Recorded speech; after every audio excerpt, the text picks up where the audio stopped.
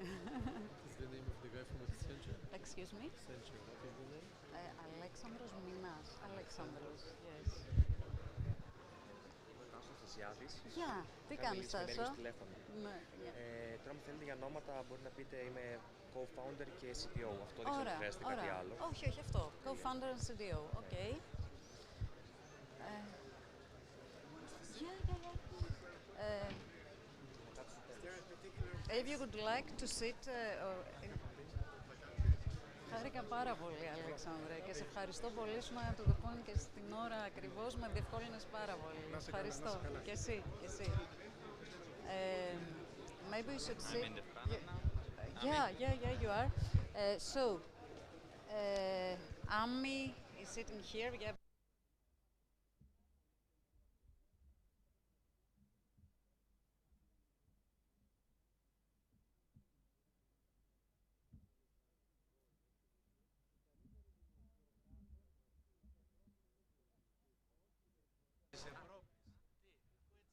Ο Παναγιώτης, ο Κώστας δίπλα στο...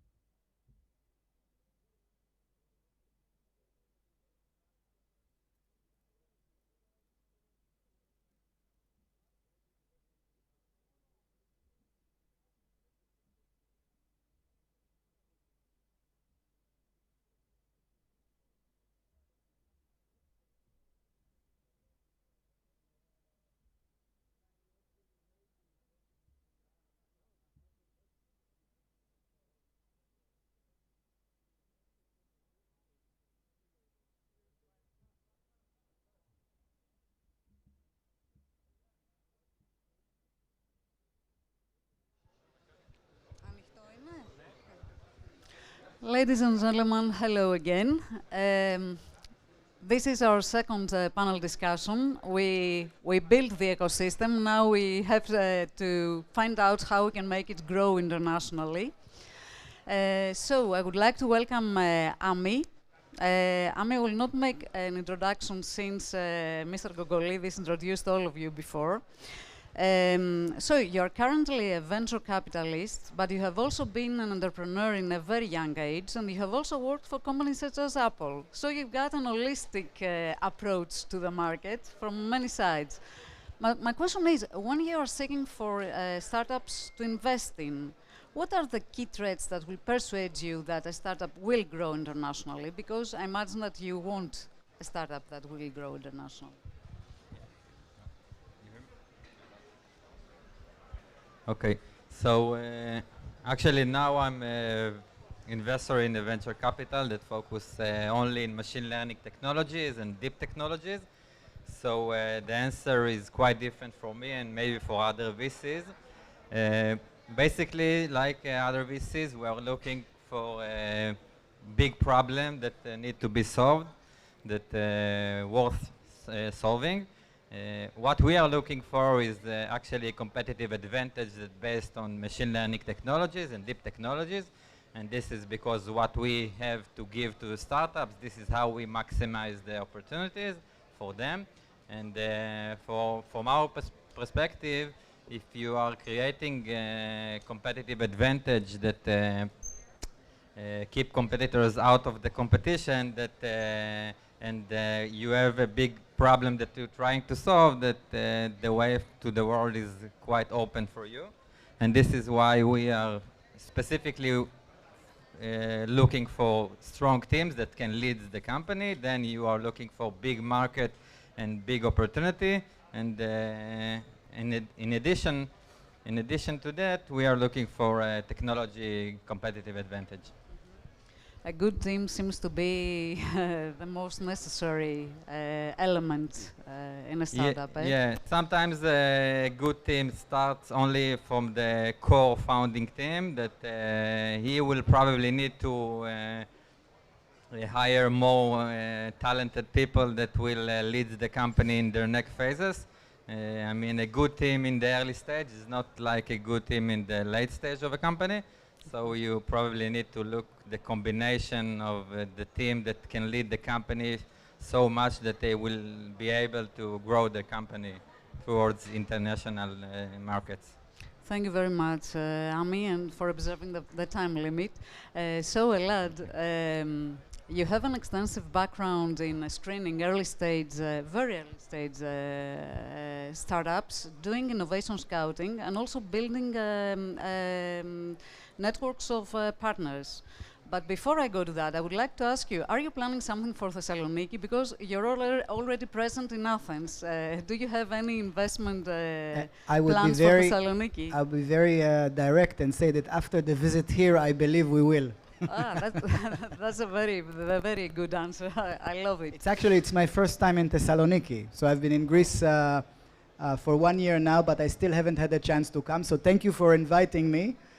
Because it gives me a chance to visit the ecosystem here and enjoy the city. So thank you. Okay. What would you say are the key strengths that bring some ecosystems to the point that they grow internationally, while others remain more introverted? And how could Thessaloniki acquire such traits if the ecosystem doesn't have them already? I think that it was mentioned in the previous panel and in our discussion. It's about the hunger. Mm-hmm. If you believe that you can do it, that you can do it. There is no, today, it's not the world that we had 50 years ago. Today, you know, I know many of my friends that work in the high-tech industry in Israel and around the world. They actually sit on an island in Greece, maybe in Poros or in Paros, and they actually work on technology, for technology companies in Israel. So the physical aspects of the dimensions are, you know, getting smaller and smaller. So Thessaloniki is as big as Thessaloniki thinks it is, okay? There is no reason why the next ChatGPT should not come from Greece. Why? Is there anything missing here? No. You just need the talented and the ideas.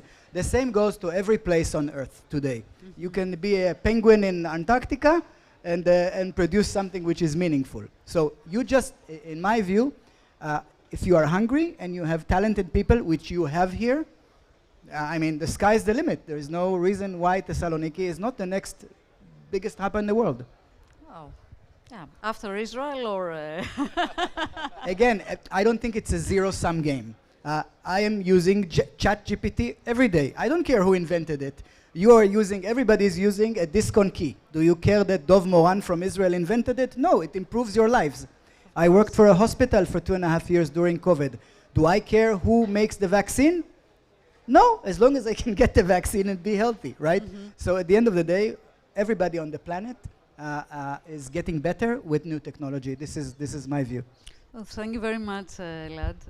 So, Panagiotis. Panagiotis is the chairman of the board of Thessaloniki Innovation Zone, and actually you're hosting a very interesting congress these days, EBANS Congress, the European Network of Business Angels.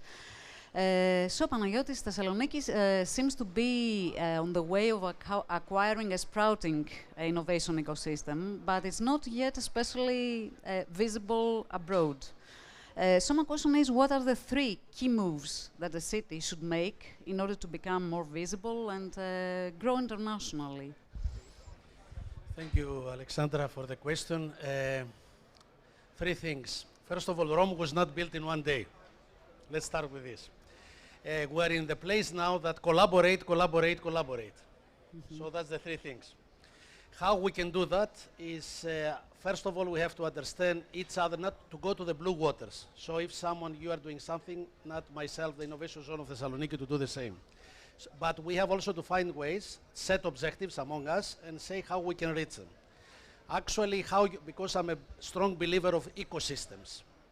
How you build an ecosystem? You build an ecosystem by bringing these people that we have here, new friends, from abroad. You bring actually people like I have now, with the European Business Angel Network, people from all over the world, I would say, United States, Canada, Mexico, and all Europe, they are there. This is something that it was my network, and I thought to bring it to, as I say, to put Thessaloniki on the map for investors, for entrepreneurs, for nomads, so they could come here, and the new motto that we have for the Innovation Zone of Thessaloniki is to be actually a friendly innovation hub to live, work, and invest. But all of us, we have to work together, and this is what we're doing here with the Technology Forum, and by bringing people all the time, new people here, so they can see first time here. This is wrong. We had to bring him, on the first day that he came to Athens, to Thessaloniki, because someone knew him for sure, but we have to find ways to bring him to Thessaloniki. Anyway, it's not Thessaloniki, Athens, I don't take it this way, okay? But mostly to see our ecosystem, because he's an investor, and if it's a better investment here, to do it here, if it's in the island of Crete, to do it in Crete, or in Athens, okay? But we have a responsibility, especially with my role, as, the new chairperson of the Innovation Zone of Thessaloniki, to do more events with my colleagues here, and all of us to be very supportive to Thesintech, because that's the vision. Because there are vision, mission, but this is the vision, and we can move things forward for the benefit of our societies and the benefit of our people here. And considering what you said before, I think you've got a very interesting program in Thessaloniki Innovation Zone. I don't remember the title exactly, but it's something like easy landing or smooth landing for companies from abroad. We have to, okay, this is, from ideas we have to go to implementation also with the Thessaloniki Innovation Zone. This is something that people that are coming, we need, okay, a soft landing, so someone could come here. So to understand, where to go, where to find the lawyers, not to go, all around. So we have to create something with the collaboration of all of us here. It's not only Zone. So we can actually push our government and say, okay, we need this soft landing, office. It doesn't matter where it will be based, if it's Thessaloniki Innovation Zone or somewhere else. So when we bring people from abroad, our friends, to be easy to find ways of how to pass all these bureaucratic things that the previous panel mentioned. That's very important. I hope we will see that soon. So, thank you, Panagiotis. Theophilos Milonas is the chairman of the Association of Information Technology Companies of Northern Greece, SEPVE, and he's got a presentation right after this. So, I will pose my 2 questions at the same time, Theophilos. In your experience, what are the main obstacles that an IT company faces, a Greek IT company faces, when trying to grow internationally? And how could an ecosystem with international presence and visibility help towards this question? This is the first question. Thank you, Alexandra, for the question. Thank you very much for being here. Greek companies went through a big crisis in the last 10 years. During this crisis, many of them tried to make the step abroad. And as a result, now we have brilliant companies, brilliant example of technologies that have make international paths, international careers, and opened up international horizons. In SEPVE, we have SMEs that are specialized in areas such as automotive, environment, internet, transport, e-health, business software, computer security. All these companies have gained significant expertise in modern technologies, as well as how to implement large-scale international projects. But the major issue now for all these companies is the lack of qualified human capital. In our area, there is a significant pool of human capital, and that is the reason why big players came to our city and opened their headquarters and their innovation centers. So there is a movement from our companies, the senior level and intermediate level, there is a movement from our companies to these companies, and that is an international competition. And right now, all the Greek SMEs companies are facing this problem, the lack of human capitals. So Panagiotis says cooperation, collaboration. We must, all us, the government, the public sector, the association, all this, to sit down and see how to solve this problem. So you offer competitive wages, but still big companies take the human talent, but this could turn out to be positive in the long run, because... That exactly, they have the name, they offer also more competitive salaries, better places to work. That was the Greek company not prepared. During the crisis, the Greek company prepares their product to go outside Greece with many success. But they don't show that another competition will come, the internal competition to the human capital. Okay, thank you, Theophilus. And the second question, so that you can go to your next presentation. Can IT become indeed a spearhead for the extroversion of Thessaloniki ecosystem? And how do you believe that institutions such as SEPVE could help the system grow internationally? Yes, thank you very much for the question. It is important, the cooperation, and we at SEPVE have saw this problem, and we have proposed three things. First of all is to establish a scientific visa which will be granted through quick procedures in order to attract human capital from our neighbors.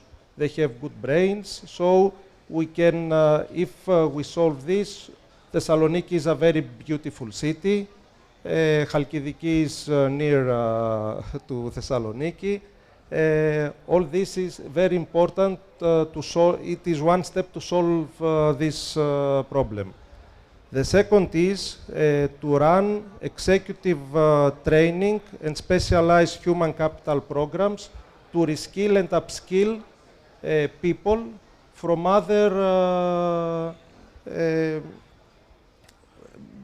other industries, from other sectors, to come into our IT industry. The third is to provide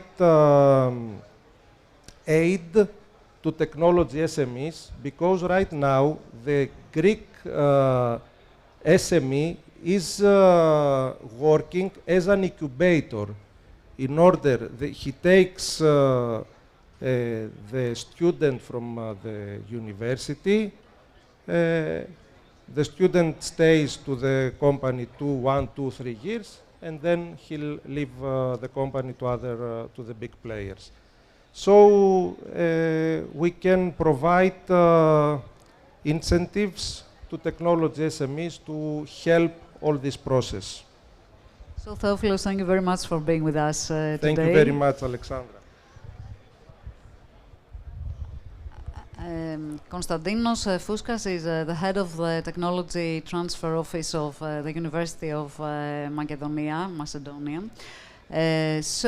Konstantinos, cooperation seems to be of great importance, of significant importance, when talking about building an innovation ecosystem, and especially when talking about making it extroverted and grow internationally. So, where is there a room, in what fields is there room for further improvement of the cooperation between institutions and organizations of the Thessaloniki ecosystem? First of all, on behalf of the organizing committee, we want to thank you for this, Alexandra, for the coordination, as well as every guest on this panel and the previous one. And I feel excited to be here today because I can hear a lot of good things that we feel all this time that are going to happen. I'm going to clear for Leonard that actually, you know, I'm not from Thessaloniki, but I strongly believe that the Thessaloniki ecosystem can be the one with the greater achievements within the next few years. And I'm sorry that you didn't have the chance to come earlier. I strongly believe that we should not stay in collaborating, just planning actions, but we should start implementing them. Technology Forum is such an action. We've been doing that for 10 years. The results are being paid off, I think, because we are now closer than ever. We have been able to build very large-scale events, such as the one we did last year, where we had the chance to bring speakers of international recognition. And I think this is the way to go forward. We have to finish up our planning and then go to actions. A couple of actions we are already developing, which I think will bring us even closer, is the Open Innovation Challenge that is happening through the region of Central Macedonia. We're also developing, and we have the posters here for this, so you can have the chance to see more when we finish talking, that we're developing a Thessaloniki Innovation Hub, not the University of Macedonia, but Thessaloniki Innovation Hub, which is a part of a collaborative effort we're doing with the Start for the Future initiative, because we strongly believe that none of us can alone become a dominant player in the European or worldwide ecosystem. We have to work together and do actions that make our impact a lot greater. So this is the way to go. I think this is what we have to plan. We have already started doing that. We didn't have that a couple of years ago. I think now we're in a better position, and that we all sit among friends, and people who want to work together. This is very important. Thank you, Konstantinos. And so I would like to pass the floor to Tassos Anastasiadis, co-founder of Edplex. Edplex is a med tech startup from Thessaloniki that is based in the US. So my first question, Tassos, is could you explain the reasons why you decided to move your headquarters to have a base in the US instead of Greece? And how could the experience acquired by startups such as Edplex from abroad could help the ecosystem of the city grow internationally? Yes, thank you for having me. It's really good to have someone from a startup to give my viewpoint for the whole Thessaloniki ecosystem. The main reasons that we moved our headquarters in the US were two. The first one was a lack of funding. Back when we started in 2018 in Thessaloniki, we have won two competitions that offered a trip to the US, two big networking events. With those events, we found some eager angel investors that wanted to invest on our company, but there was really tricky with cross-border investments and the legals between US and Greece to just transfer the funds to a Greek entity. So we just took the big decision to create 8plex as a US entity. Furthermore, we had also plans to join the market in the US.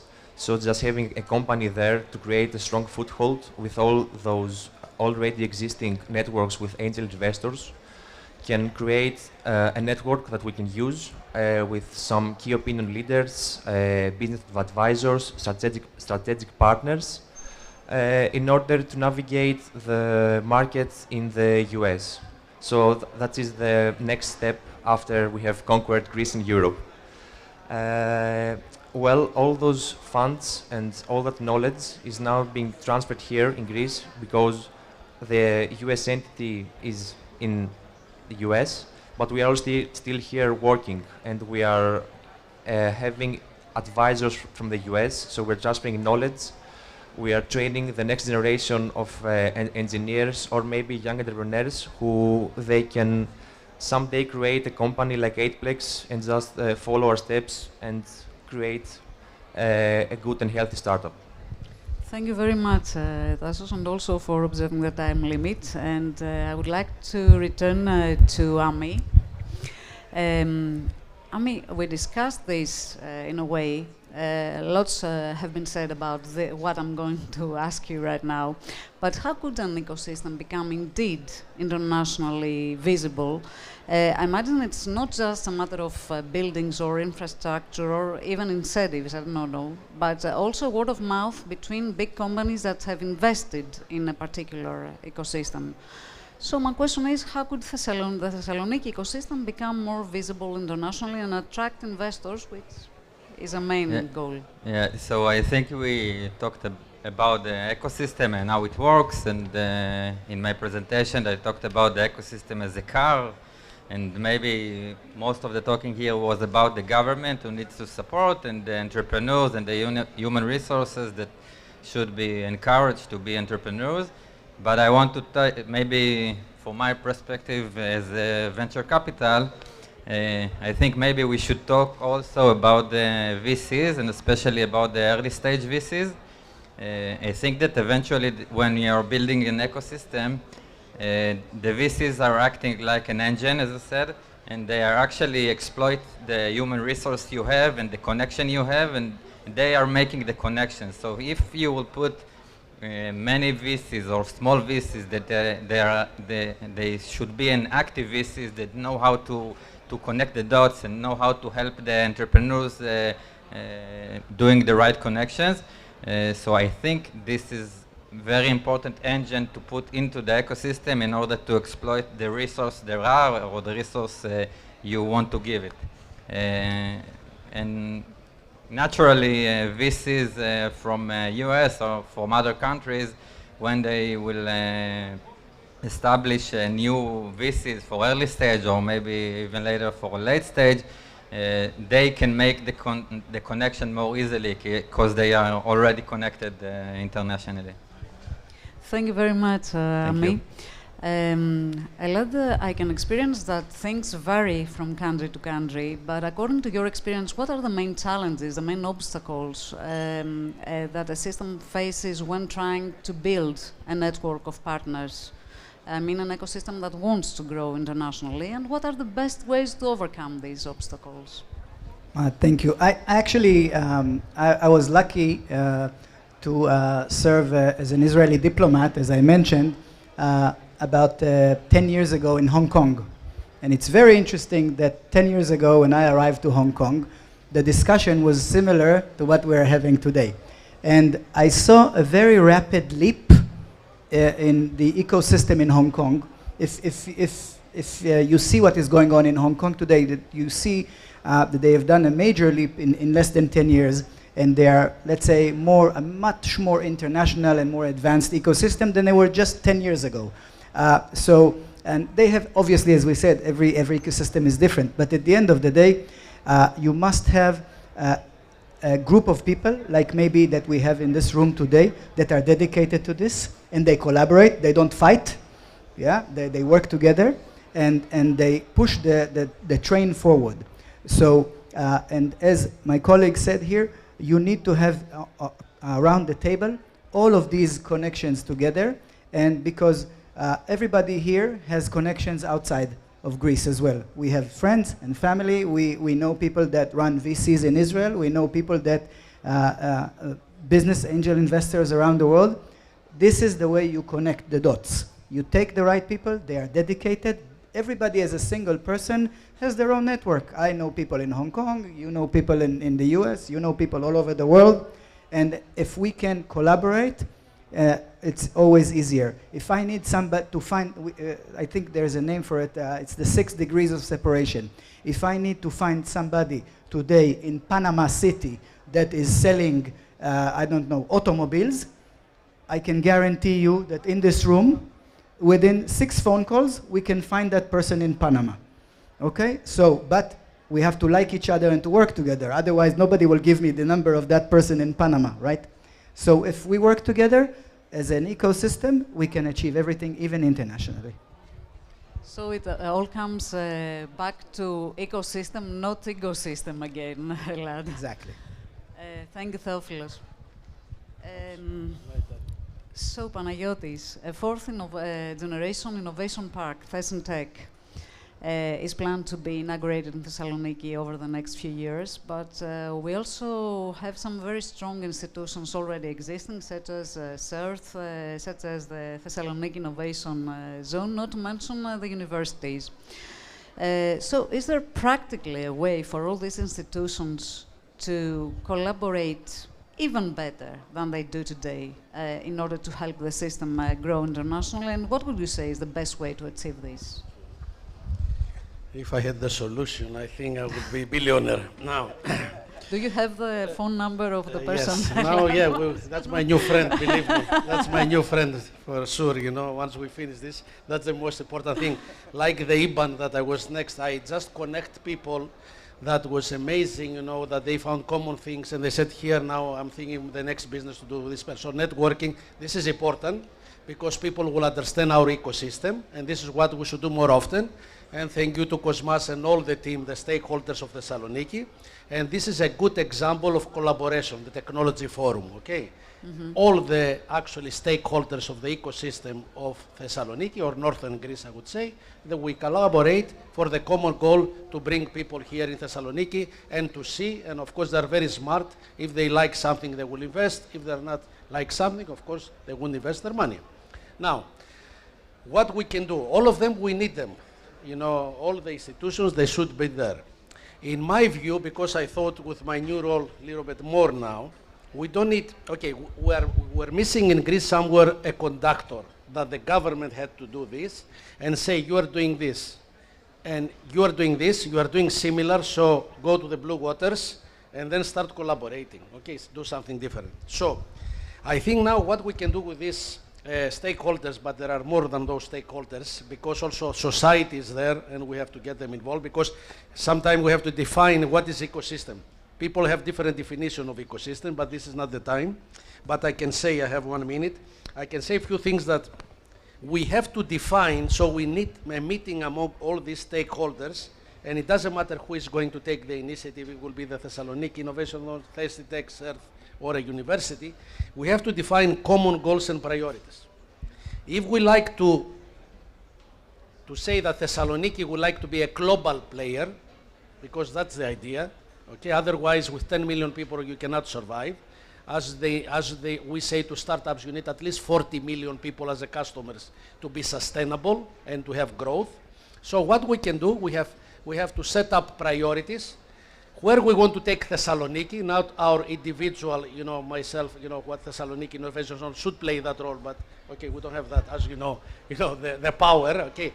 Otherwise, Thessaloniki Innovation Zone, in my view, it had to be a mini, as I say, ministry that could have zero barriers for the other ecosystems, the entrepreneurs and the academics and also the researchers. That's what it should do. If I will restart it again, I would say the goal of the Thessaloniki Innovation Zone is to eliminate barriers among, you know, the stakeholders here and barriers for investors that they are coming to Greece. So the motto will be zero barriers for Thessaloniki. Now, Somebody has to do that and do it fast, because well, others are not that's the waiting. issue. Now I think between us, all these institutions plus more, I think we collaborate very well. Okay, when we have common mindset, because another thing, you know, we didn't have the mindset in the past, and now we have the common mindset. Okay, and the conductor, I think, for us was Mr. Efthymiadis that is here. That always was actually a person, I said publicly, and I would like to say, a person with vision, a person that would like to change, you know, the city, a person that actually, in a way, in a nice way, because he's very polite, he's pushing the government, because that's what we have to do, to make things happen. Otherwise, it will not happen. If we just, you know, pray, nothing will come. Okay, we have to pray, but also, you know, and a good friend from Israel, he said to me, what is a luck? I asked him. He said, luck is something that you have to be prepared when the luck passes in front of you to grab it. So that's what this man has done for Thessaloniki. And this is not now a personal compliment to him, okay, because he knows how I feel about him. It's mostly that we have to do, all of us. What I have, okay, I don't have the caliber of Efthymiadis, but I have the caliber of these business angel networks worldwide, and I'm very proud that the president of Business Angels of New York and Silicon Valley are here, because they were my personal friends. All the presidents of Europe is my friends. So I brought them to my hometown in order to see our ecosystem. So we have 20 startups now. 8 of them we invested as the Hellenic Business Angel Network, and we want now with them, because I was ready to invest on that actually, because I have seen them. They were actually competing. One of the 2 events was at the Alexandria Innovation Zone, okay, at the early stage. So, and then the COVID came, okay. So we need to bring them over so they can see these cases. And now we have 20 cases now next at Velidio, and they pitch. And we want, one of them already we invested with a guy from Luxembourg, and Karoo, I want to say names, okay, what is the name of company that we invested. And now our goal is the one that we will invest through IBAN. The other IBAN members from different countries, they will come and co-invest with us. Very important. So this is the major milestone what we're expecting from this. You, we have to do more than that. Sorry, I know the time. I can talk forever. Time. I'm very passionate about this.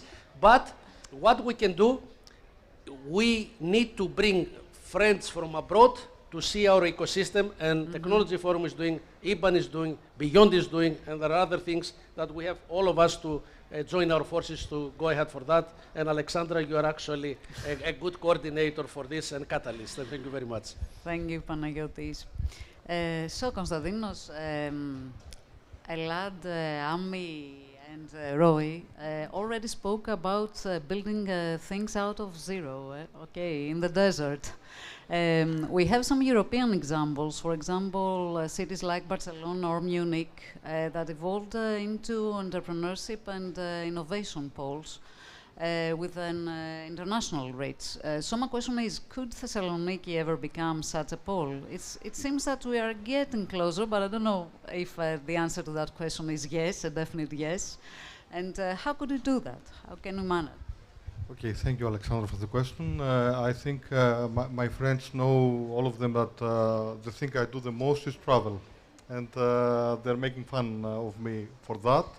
But I'm very proud of it because I can see that many places have have evolved through the last few years. So it's very interesting to see that many places are getting better, and you have the chance to see how they achieved that. Okay, there are a couple of things that we need, and I have noted a few here. We need collaboration networking, and we have actually done these first steps, and as Panagiotis said, we're still having a lot to do, but I think we are getting there. We need access to funding. Also, this is something difficult, but IBAN was here to support the ecosystem. IBAN is now here.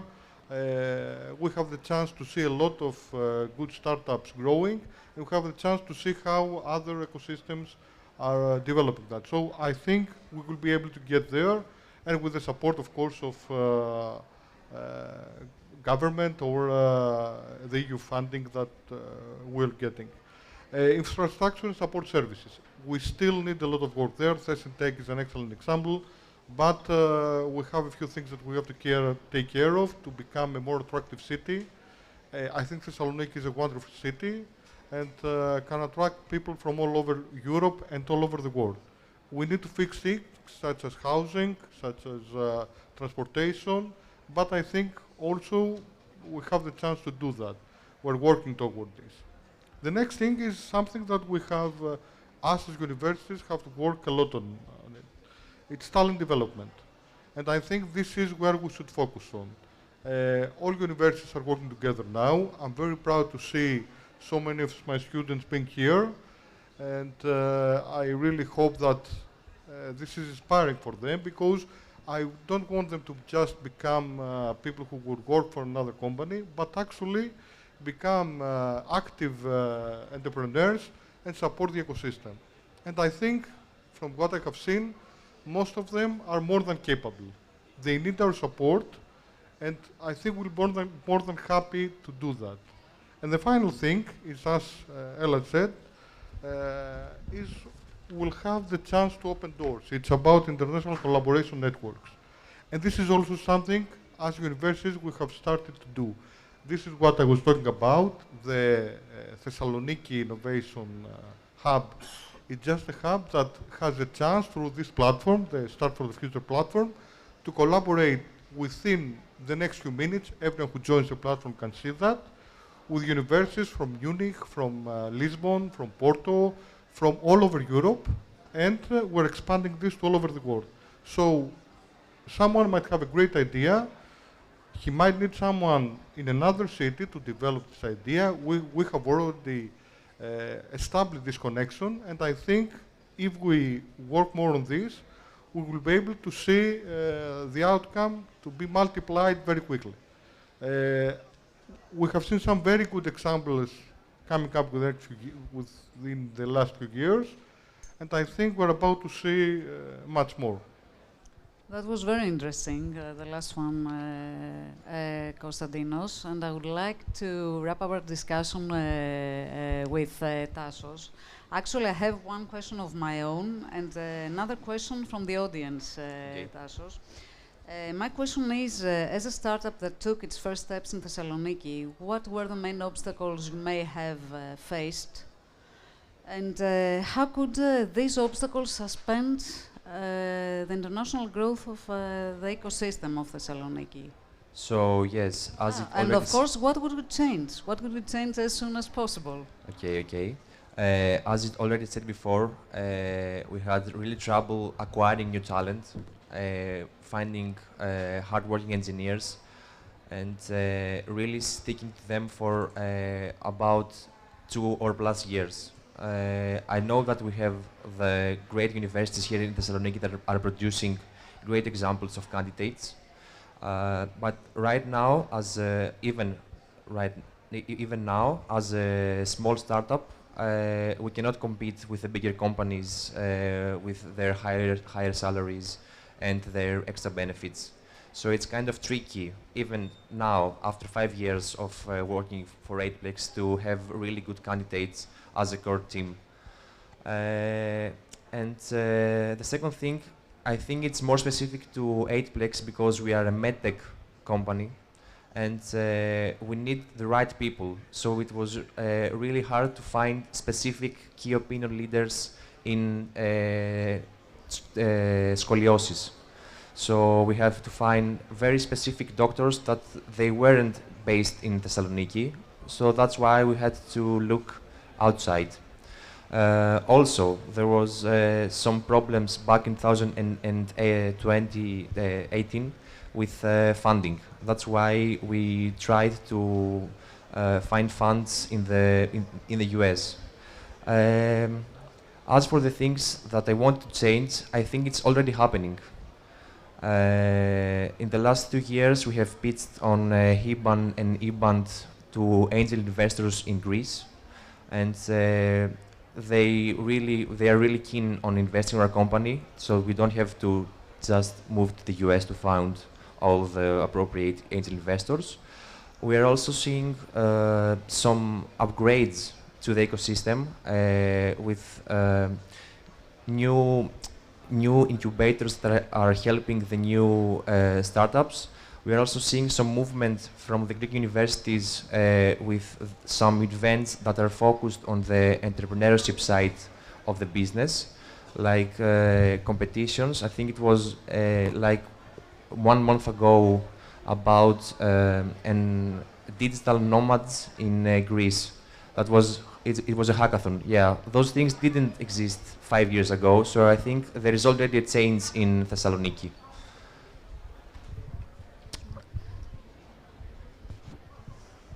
That's okay, and the question of from the audience, apart from funds, where I cannot read all the words, but I can understand the general meaning.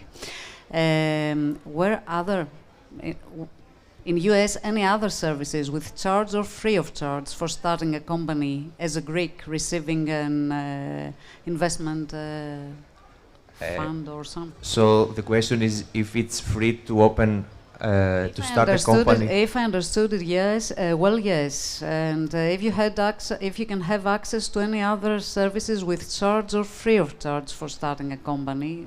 I think nothing is free in the US. Everything is very, very costly. I didn't found something like that. I wish I found a solution like that to my problem. But funding a company in the US is a lengthy process, and it's a really costly process because you're dealing with US law and US lawyers.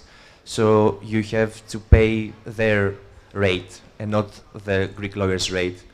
Yes, I don't think there is something like that. At least I didn't know like an option that I can create a US entity for free. Yeah. If you had to calculate via percentage how more expensive are American lawyers, how would you? I'm really optimistic, but it's at least 5 times the hourly cost in the US with the Greece. So thank you very much for this practical approach, and I would like to invite Mr. Gounaris to close these 2 sessions. I would like to thank you all on my part.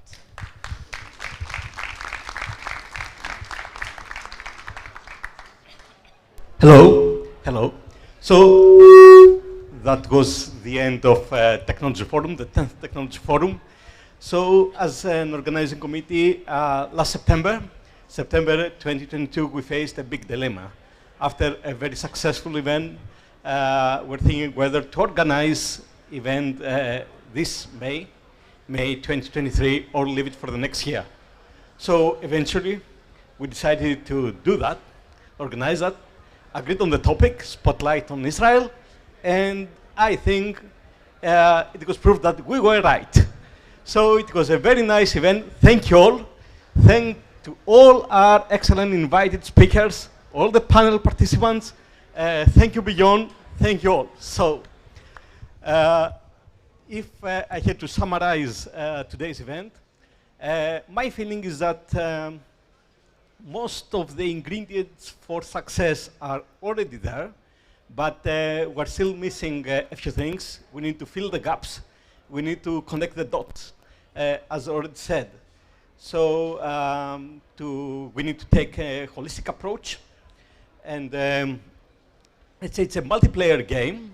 So everybody has to play his and her own role, from individual researchers, entrepreneurs, academic bodies, research institutes, government, and private funding, not to wait everything from the government.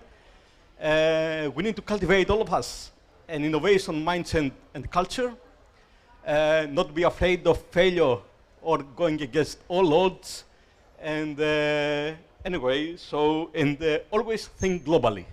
So thank you all once again, and stay tuned for next year's event.